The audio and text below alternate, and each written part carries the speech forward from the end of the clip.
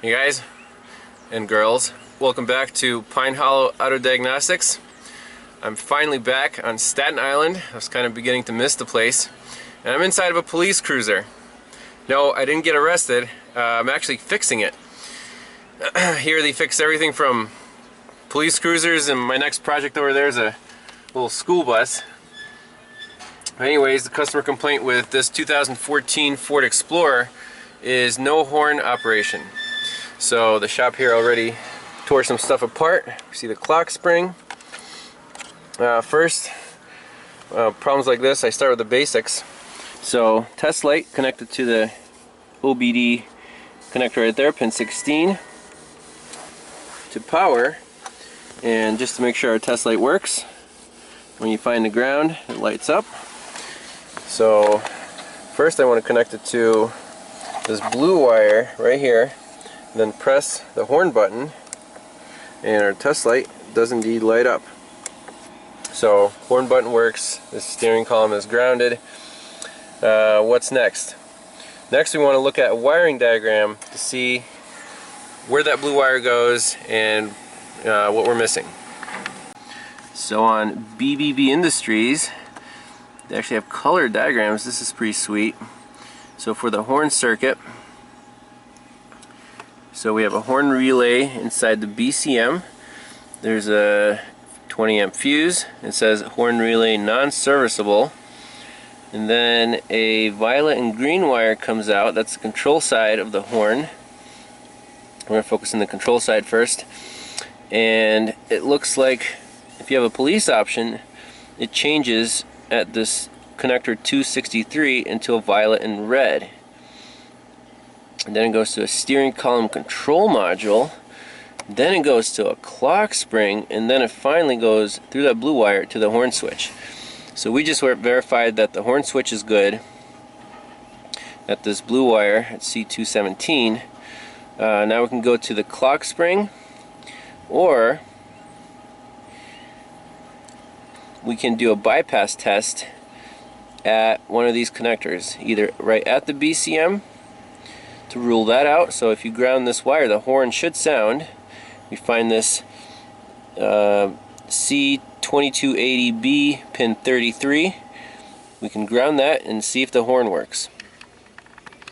Alright guys, so I found this connector. The body control module lives under the steering wheel down here. Just to save time, I already popped this retainer off. It's kind of a Euro style, you know, they slide out. I located our violet and green wire. I have it back probed. So now we can ground it, and just to be safe, we can even ground it through the test light. So let's see. There you go. It works. So our BCM is good, our fuse is good. Now we have to go further, you know, upstream towards the horn button, and maybe at the next connector and try to ground it there. So this connector right here under the steering wheel, I looked it up in all data, this 263, only the police option has it, and the wire changes from a violet green to a violet and red. So let's see here. There's our violet and red. You can see that guy right there. Violet and red, we have that back probed. So let's do the same test.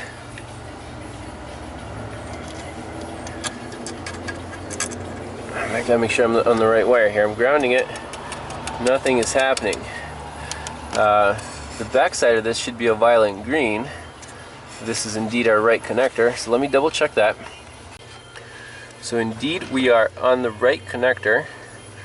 There's our violet and green right there, and it changes to a violet and red. Now again, we're grounding it, nothing. I can undo the connector and ground the pin on that wire, or back probe it from the back side and see what that does. So I have the back side now back probed, grounding it, got nothing. You can try putting a test light to battery positive. It's not a short to ground. If it was, the horn would be blaring all the time.